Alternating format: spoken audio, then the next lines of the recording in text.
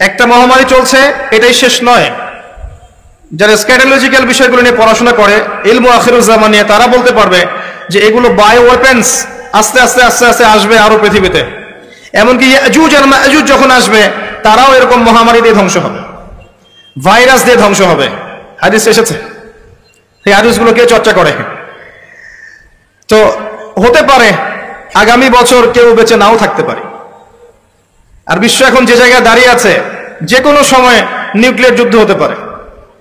বিশ্বের একটা অংশ চাচ্ছে দে লাস্টিং ফর ওয়ার্স, মানে একটা অংশ চাচ্ছে যে নিউক্লিয়ার যুদ্ধ শুরু হোক।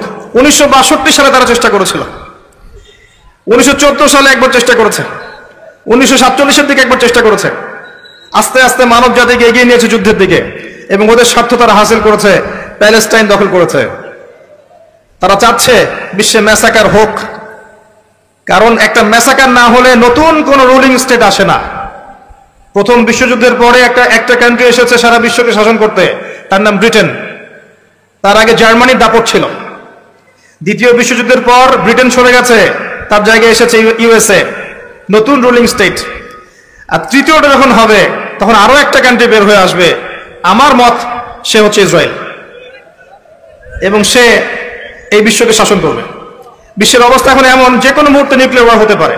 আমরা চাই না হোক, কিন্তু হতে পারে। আর নবী সাল্লাল্লাহু আলাইহি ওয়াসাল্লাম বলেছেন আখির জামানে হারাজ বাড়তে থাকবে। সাহাবীরা বলেন হারাজ কি? নবীজি বলেন হারাজ মানে যুদ্ধ বিগ্রহ, হত্যাকাণ্ড, খালি হত্যাকাণ্ড, হত্যাকাণ্ড। একটা বলি, একটা শুনেন। রাজকুমার তার স্ত্রীকে নিয়ে হাঁটছেন 1914 সাল গ্রীষ্মকাল, জুন জুলাই মাসের দিকে রাস্তায় হাঁটছেন। হঠাৎ আতর্কিত একটা হামলা হলো, দুজন ডেড। হাঁটছিলেন অস্ট্রিয়া হাঙ্গেরির মধ্যে, অস্ট্রিয়া হাঙ্গেরি একটা কান্ট্রি, সেখানে হাঁটছিলেন। তার পাশের কান্ট্রিকে অস্ট্রিয়া হাঙ্গেরি থ্রেট দিল, 14 দিনের মধ্যে যদি খুনের বিচার না হয়, তাহলে তোমাকে আমি হামলা চালাবো। এবার রাশিয়া বলছে, অস্ট্রিয়া হাঙ্গেরি যদি তুমি পাশের এই প্রতিবেশীকে হামলা চালাও, আমরা চুপ করে বসে থাকবো না, আমরা তোমার বিরুদ্ধে যুদ্ধ ঘোষণা করব। 14 দিনের মাথায় অস্ট্রিয়া হাঙ্গেরি হামলা করলো, রাশিয়া চুপ করে বসে থাকলো না, সে এসে যুদ্ধে যোগ দিল। এবার জার্মানি বলছে, অস্ট্রিয়া হাঙ্গেরি আমার মিত্র, এত বড় সাহস, আমার মিত্রর গায়ে হাত দাও, এখন থেকে আমি যুদ্ধে। ও যুদ্ধ নেমে আসছে, ম্যাসাকার যুদ্ধ। এই পাশ থেকে, বাম দিক থেকে ফ্রান্স বলছে, রাশিয়া আমার বন্ধু, এত বড় সাহস, জার্মানি তোমার, রাশিয়ার বিরুদ্ধে যুদ্ধে যাও, আমি তোমার বিরুদ্ধে আছি। জার্মানি এখানে, এদিক দিয়ে ফ্রান্স, এদিক দিয়ে রাশিয়া, এখানে অস্ট্রিয়া হাঙ্গেরি, এখানে একটা প্রতিবেশী কান্ট্রি। যুদ্ধ শুরু হয়ে গেল। যুদ্ধ চলছে চলছে চলছে, এমনও দিন গেছে একদিনের মধ্যে 50,000 মানুষ মারা গেছে। একদিনের মধ্যে, একদিনের মধ্যে। পারমাণবিক বোমা ফেলা হয়নি, এমনি গুলি দিয়ে একদিনের মধ্যে 50,000। বেলজিয়ামও জড়িয়ে গেল। পরে এদিকে আছে সমুদ্র, এদিকে আছে ব্রিটেন। ব্রিটেন ফ্রান্সের মিত্র, সে বললো যে আমার মিত্রকে এত বড় আঘাত, আমি চুপ করে বসে থাকবো না। সে চলে আসলো তার নেভাল পোর্ট নিয়ে, ও যুদ্ধে অংশ নিয়ে নিল। শেষমেশ এদিক থেকে আমেরিকাও যোগ দিল। ম্যাসাকার অবস্থা। এই যুদ্ধে আবার অটোমান এম্পায়ার যারা ছিল, এরা আবার জার্মানির পক্ষ নিল। এতে করে অটোমান এম্পায়ারদের যে খেলাফত ছিল, এটা নষ্ট হয়ে গেল, মুসলিম উম্মাহ বিভক্ত হয়ে গেল।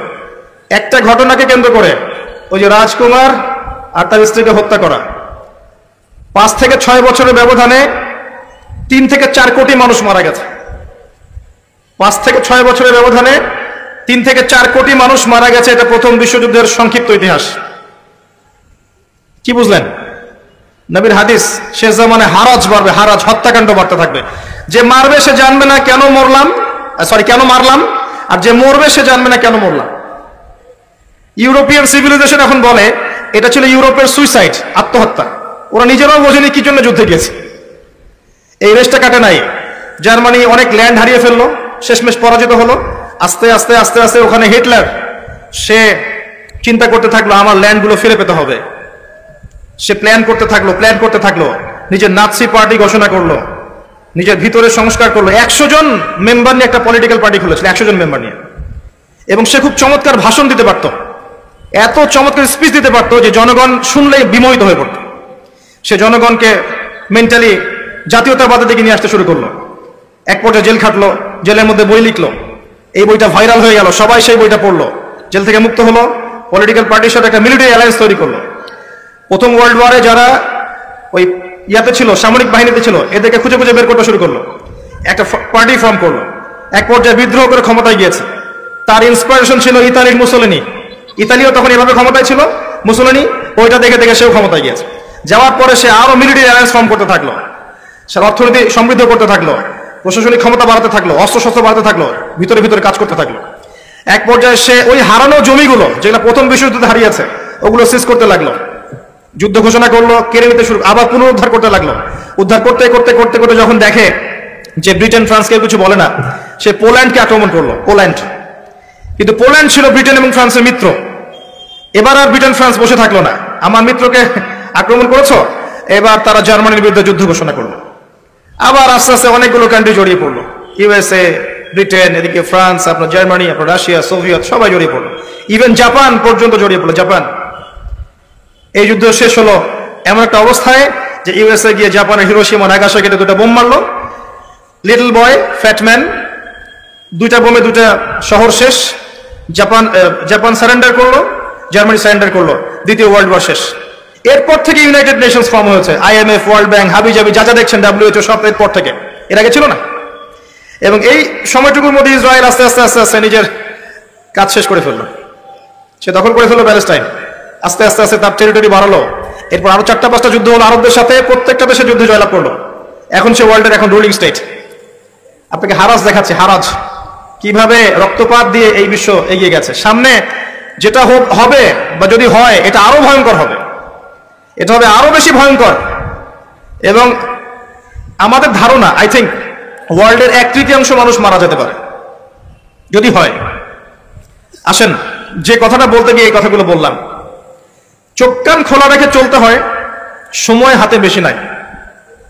ইলমু আখিরুজ জামানের সাইনগুলো এখন প্রকাশিত হচ্ছে।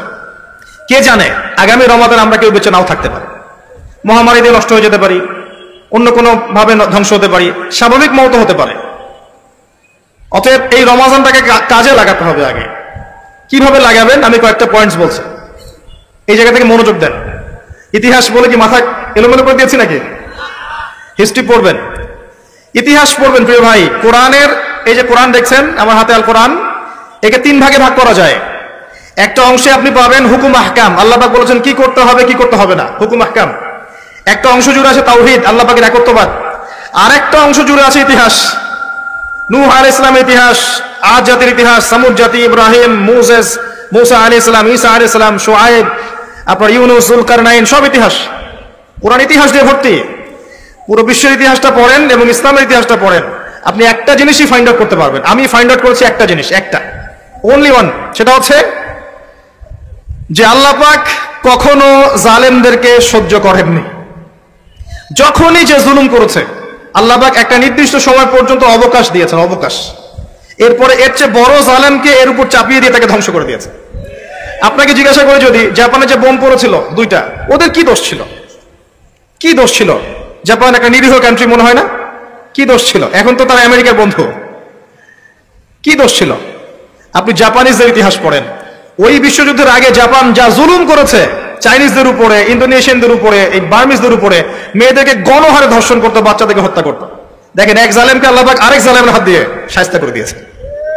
আল্লাহ সুন্নাহ, আল্লাহ পাক যে এত কৌশলী, ওয়া মাকারু ওয়া মাকারাল্লাহ ওয়াল্লাহু খায়রুল মাকিরিন। তারা কৌশল করে, আল্লাহ, তারা ষড়যন্ত্র করে, আল্লাহ কৌশল করেন। আল্লাহ পাক শ্রেষ্ঠ কৌশলী। হিস্ট্রি পড়েন, আপনি বুঝতে পারবেন যে জুলুমের কোনো স্থায়িত্ব নেই পৃথিবীতে। আল্লাহ পাক আমাদের সবাইকে বোঝার তৌফিক দান করুন এবং কোরআন সুন্নাহকে কাজে লাগিয়ে বাকি বিষয়গুলো জ্ঞান অর্জন করার তৌফিক দান করুন। এটাও শেষ জামান হাদিসে আছে, কি নাই আসলে। শেষ জামানে এক শ্রেণী মানুষ বের হবে যারা হবে সাকিল, একদম উড়িওয়ালা, ঠেস দিয়ে বসে থাকবে আরাম করে এবং বলবে যে কোরআনে যা আছে আমি তাই মানি, হাদিসটা আমি মানি না। এখনকার কিছু তথাকথিত আশেকের রসুলের মতো হতে যায় না, যাদের ভুঁড়ির জ্বালায় চেয়ারে বসতে পারে না, এই কাজ করতে যায় না। এটা মুসলিমদের শোভা পায় না। আমরা পরিশ্রমী জাতি, কর্মঠ জাতি, আমাদের এইসব শোভা পায় না। একটা কাজ করার চেষ্টা করতে পারি, অজু যখন ভেঙে যায়, টয়লেট করলেন অজু ভেঙে গেল, সাথে সাথে হালকা করে অজু করে ফেলার চেষ্টা করেন, সবসময় পবিত্র থাকার চেষ্টা করেন। বেলাল আল হায়বাশী নাম শুনেছেন? রাদিয়াল্লাহু আনহু। নবী সাল্লাল্লাহু আলাইহি ওয়াসাল্লাম বলছেন, আমি যখনই জান্নাতে গিয়েছি বেলাল তোমার পায়ের শব্দ শুনেছি। সুবহানাল্লাহ। যেই বেলালকে উত্তপ্ত মরুভূমিতে শুয়ে নির্যাতন করা হচ্ছে, সেই বেলাল বলছেন আহাদুন আহাদ। সেই বেলাল রাদিয়াল্লাহু আনহুর নামে শানে সূরা নাজিল হচ্ছে কুল হুয়াল্লাহু আহাদ। ওই বেলাল রাদিয়াল্লাহু আনহুকে নবী সাল্লাল্লাহু আলাইহি ওয়াসাল্লাম বলছেন, যখনই জান্নাতে যাই তোমার পায়ের আওয়াজ শুনি, তুমি কি এমন আমল করো যার কারণে এই মর্যাদা তোমার? বেলাল রাদিয়াল্লাহু আনহু বলছেন, আমি তো স্পেশাল তেমন কোনো আমল করি না, আপনারা যা করেন আমিও তাই করি। তবে আমার যখনই ওযু ভেঙে যায় আমি ওযু করি, আর আমি ওই ওযু দিয়ে 2 রাকাত নামাজ পড়ি। এটাকে তাহিয়াতুল ওযুর নামাজ বলে। রমজান মাসে করার চেষ্টা করি, আল্লাহ পাক তৌফিক দান করুন। আমরা অনেকে মসজিদে যাই, ধাপ করে বসে পড়ি, করি না এই কাজটা? মসজিদে গিয়েছি, ধাপ করে আগে বসে পড়ি। মসজিদে গিয়ে 2 রাকাত নামাজ পড়ে বসা সুন্নত। মিনিমাম 2 রাকাত নামাজ পড়ে বসলে আপনি তাহিয়াতুল মসজিদের নেকি অর্জন করলেন, মসজিদের হকটা আদায় করলেন। ওই জায়গা আপনার জন্য সেজদার সাক্ষী থাকলো, কিয়ামতের মাঠে আপনার পক্ষে সাক্ষী দিবেন ইনশাআল্লাহ। এই সুন্নাহগুলো আমরা চর্চা করার চেষ্টা করি। দাড়িটা ছেড়ে দেন, এটা একমাত্র ভিজিবল সুন্নাত, দৃশ্যমান সুন্নাত, যেটা আপনার সাথে কবরে যাবে। যখন কাফন দেওয়া হবে তখন দেখা যাবে না আমার সাথে আর কোন কোন সুন্নাহ আছে, এই একটা সুন্নতই দেখা যাবে আমার সাথে কবরে যাচ্ছে। কথা কি বুঝতে পারছেন? আর এটাকে আমরা এখন যত পারি মেয়ে হওয়ার চেষ্টা করছি। নবীজি বলেছিলেন শেষ জামানায় ছেলেরা মেয়েদের পোশাক পরবে আর মেয়েরা ছেলেদের পোশাক পরবে। দেখবেন মেয়েরা এখন ফর্মাল পোশাক পরছে, জিন্সের গেঞ্জি পরে ঘুরছে, আর ছেলেরা ক্লিন শেভ। ছেলেরা মেয়েদের মতো গাল বানাচ্ছে। আর কোন সাইনের জন্য অপেক্ষা করছেন? নবীজি বলেছিলেন উঁচু উঁচু বিল্ডিং নির্মাণের প্রতিযোগিতা করা হবে। একবার এয়ারে ঢাকার কাছাকাছি আসবেন, এয়ারে তো সফর করেছেন আপনারা অনেকেই, যখন এয়ার ফ্লাই করে টেক অফ করে বা ল্যান্ড করে তখন ঢাকার কাছাকাছি, তখন উপর থেকে আপনি ঢাকাকে দেখবেন। কেন বলেছি this is the city of Akhiruzzaman, কেন বলেছি? নবীজি বলেছেন কিয়ামতের 2টা মেজর সাইন, 2টার মধ্যে একটা হচ্ছে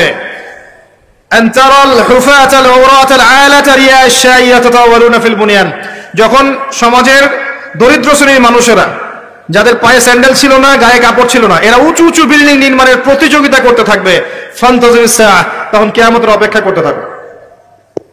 আজকে থেকে 100 বছর আগে ছিল এগুলা? 200 বছর আগে ছিল? সুবহানাল্লাহ। আর কোন সাইনের জন্য অপেক্ষা করছেন? তিনি বলেছেন শেষ জামানায় women will dressed but still they will be naked। মহিলারা কাপড় পরবে, তারপরেও তারা নগ্ন থাকবে। আপনি ঢাকার শপিং মলে যান, আপনি দেখেন। আর কোন সাইনের জন্য অপেক্ষা করছেন? শুধু ঢাকা কেন, গ্রামগঞ্জে ছড়িয়ে পড়েছে এগুলো, এখন গ্রামেও ছড়িয়ে পড়েছে। গ্রামে আরো বেশি দেখা গেছে মাশাআল্লাহ। গ্রামে গিয়ে আমরা হতভাগ, সুবহানাল্লাহ। গ্রামের মেয়েগুলা, গ্রামের মেয়ে ঢাকা শহরের মেয়েকে পার করে ফেলেছে। বাদ দেন, ওইদিকে না যাই, ডিফারেন্ট টপিক। আমরা রমাদান মাসের সুন্নাহগুলো আমল করার চেষ্টা করি। তাহিয়াতুল মসজিদ আমল করার চেষ্টা করেন, তাহিয়াতুল ওযু আমল করার চেষ্টা করেন, বেশি বেশি জিকির করেন।